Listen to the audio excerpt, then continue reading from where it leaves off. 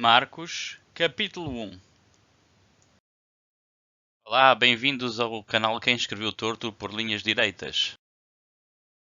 O Evangelho, segundo Marcos, foi escrito por um autor desconhecido, mas por simplicidade, vamos aqui chamar este texto de Marcos.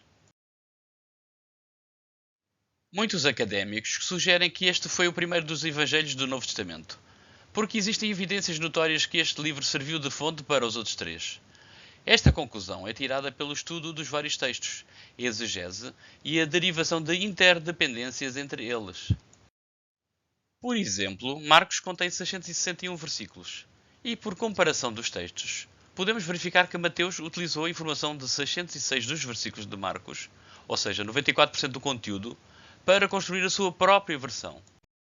Aqui vamos analisar minuciosamente o Evangelho de Marcos em comparação com os outros Evangelhos, começando desde o primeiro capítulo. Princípio do Evangelho de Jesus Cristo, Filho de Deus. A frase de abertura seria provavelmente o título original deste texto. Seria Evangelho de Jesus Cristo e não Evangelho segundo Marcos. O manuscrito Codex Vaticanus inclui a expressão Filho de Deus na abertura, mas o posterior Codex Sinaíticos e alguns outros não incluem.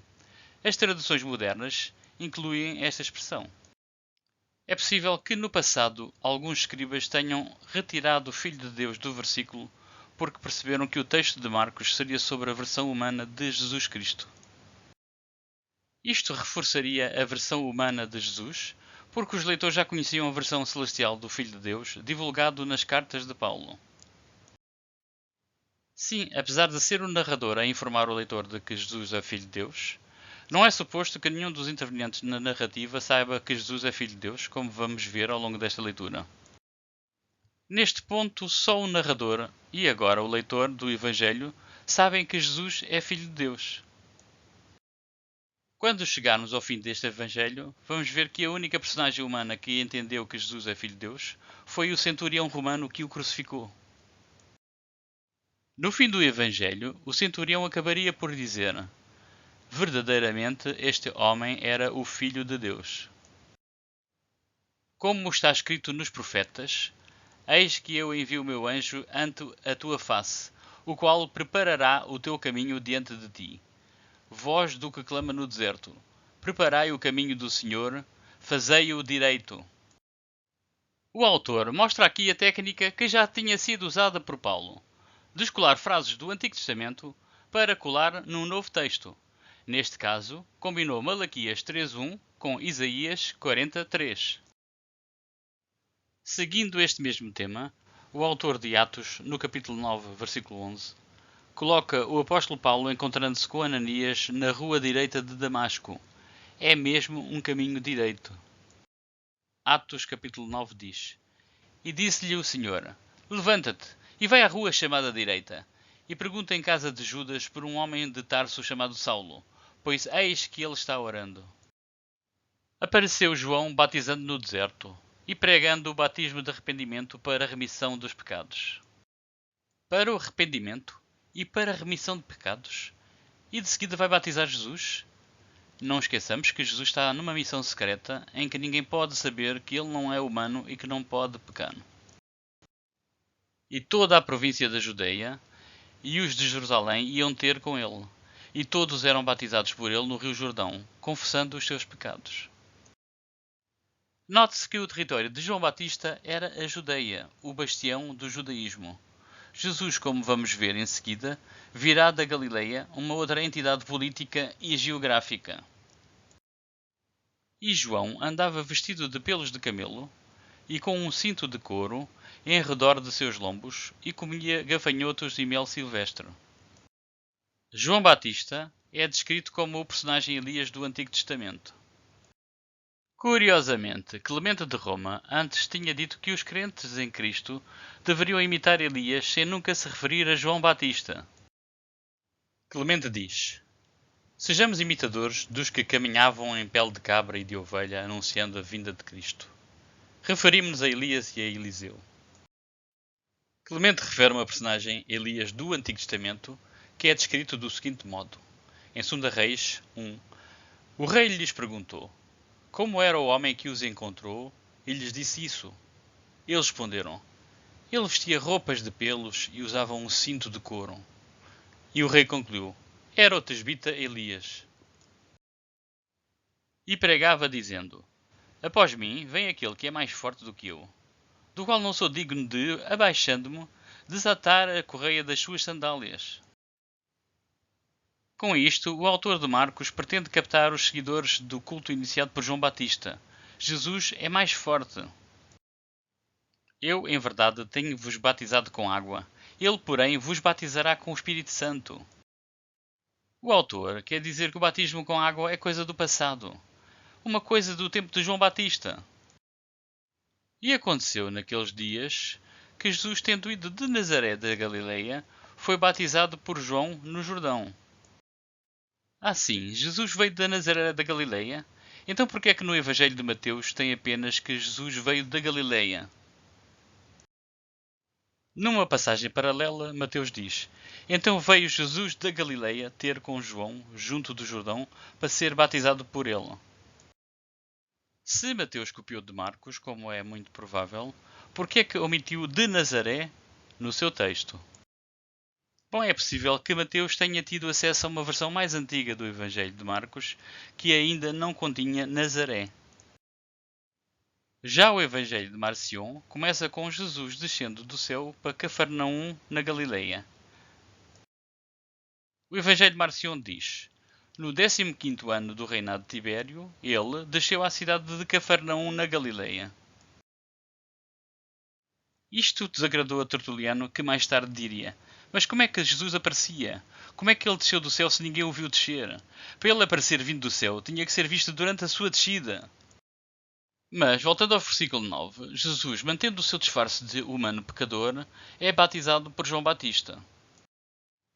E, logo que saiu da água, viu os céus abertos, e o Espírito que como pomba desceu sobre ele.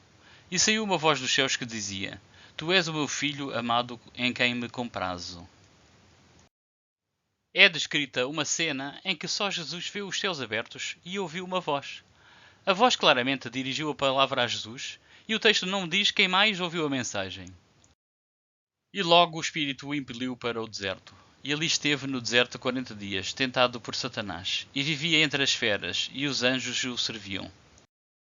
Depois do batismo, Jesus passa 40 dias no deserto, sofrendo tentações por parte de Satanás. Mateus e Lucas expandem este episódio adicionando detalhes. E depois que João foi entregue à prisão, veio Jesus para a Galileia, pregando o Evangelho do Reino de Deus, e dizendo: O tempo está cumprido, e o Reino de Deus está próximo. Arrependei-vos e crede no Evangelho. Aqui o autor diz que Jesus só retornou à Galileia depois de João Batista ter sido preso, e que começou a pregar, mas só teve sucesso quando encontrou uns certos pescadores. E andando junto ao mar da Galileia, viu Simão e André, seu irmão, que lançavam a rede ao mar, pois eram pescadores. E Jesus lhes disse: Vinde após mim, e eu farei que sejais pescadores de homens. E, deixando logo as suas redes, o seguiram. Imaginem só, Jesus convence dois homens adultos a segui-lo com apenas alguns segundos de conversa. E, passando dali um pouco mais adiante, viu Tiago, filho de Zebedeu, e João, seu irmão, que estavam no barco consertando as redes. E logo os chamou, e eles, deixando o seu pai Zebedeu no barco com os empregados, foram após eles.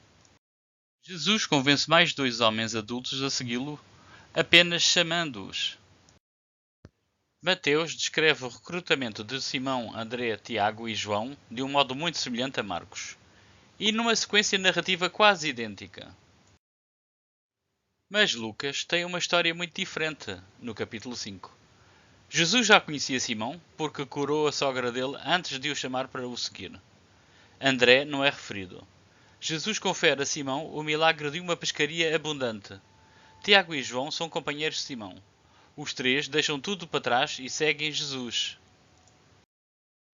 Entraram em Cafarnaum e logo no sábado, indo ele à sinagoga, ali ensinava. E maravilharam-se da sua doutrina, porque os ensinava como tendo autoridade e não como os escribas. Para o autor de Marcos, a cidade de Jesus é Cafarnaum e não Nazaré. Mateus diz que Jesus foi habitar em Cafarnaum, mas antes morava em Nazaré. Diz assim: E deixando Nazaré, foi habitar em Cafarnaum, cidade marítima, nos confins de Zebulon e Naftali, para que se cumprisse o que foi dito pelo profeta Isaías, que diz: A terra de Zebulon e a terra de Naftali, junto ao caminho do mar, além do Jordão, a Galileia das nações. Então, a teoria de Mateus é que Jesus saiu de Nazaré, que é na Galileia, para morar noutra cidade da Galileia, cumprindo assim uma profecia que o prometido vinha da Galileia. E estava na sinagoga deles um homem com um espírito imundo, o qual exclamou, dizendo: que temos contigo, Jesus Nazareno? Vieste a destruir-nos? Bem sei quem és, o Santo de Deus. Mais uma vez, esta passagem foi decalcada do Antigo Testamento, em Juízes 13, que é a descrição do nascimento de Sansão. Na versão Septuaginta, que é a versão grega antiga do Antigo Testamento, diz: Porquanto o menino será nazireu de Deus desde o ventre, porque o menino será santo de Deus desde o ventre até ao dia da sua morte. E repreendeu-o Jesus, dizendo: Cala-te e sai dele. Então o espírito imundo, convulsionando-o e clamando com grande voz, saiu dele. Jesus ficou preocupado, porque o espírito sabia quem ele era, então mandou-o calar. E todos se admiraram a ponto de perguntarem entre si, dizendo: Que é isto? Que nova doutrina é esta? Pois com autoridade ordena aos espíritos imundos, e eles lhe obedecem. E logo correu a sua fama por toda a província da Galileia. E logo, saindo da sinagoga, foram à casa de Simão e de André com Tiago e João. E a sogra de Simão estava deitada com febre, e logo lhe falaram dela. Então, chegando-se a ela, tomou-a pela mão e levantou-a, e imediatamente a febre a deixou, e ela servia-os. E, tendo chegado a tarde, quando já se estava pondo o sol, trouxeram-lhe todos os que se achavam enfermos e os endemoniados, e toda a cidade se ajuntou à porta. E curou muitos que se achavam enfermos de diversas enfermidades. E expulsou muitos demónios. Porém não deixava falar os demónios, porque o conheciam. E levantando-se de manhã, muito cedo, fazendo ainda escuro, saiu e foi para um lugar deserto e ali orava. E seguiam-no Simão e os que com ele estavam. E achando-o, lhe disseram: Todos te buscam. E ele lhes disse: Vamos às aldeias vizinhas, para que eu ali também pregue, porque para isso vim. E pregava nas sinagogas deles, por toda a Galileia, e expulsava os demónios. E aproximou-se dele um leproso que, rogando-lhe, e pondo-se de joelhos diante dele, lhe dizia: Se queres, bem podes limpar-me. E Jesus, movido de grande compaixão, estendeu a mão, e tocou-o, e disse-lhe: Quero, sê limpo. E disse-lhe: Olha, não digas nada a ninguém, porém vai, mostra-te ao sacerdote, e oferece pela tua purificação o que Moisés determinou, para lhes servir de testemunho. Mas, tendo ele saído, começou a apregoar muitas coisas, e a divulgar o que acontecera, de sorte que Jesus já não podia entrar publicamente na cidade, mas conservava-se fora em lugares desertos, e de todas as partes iam ter com ele.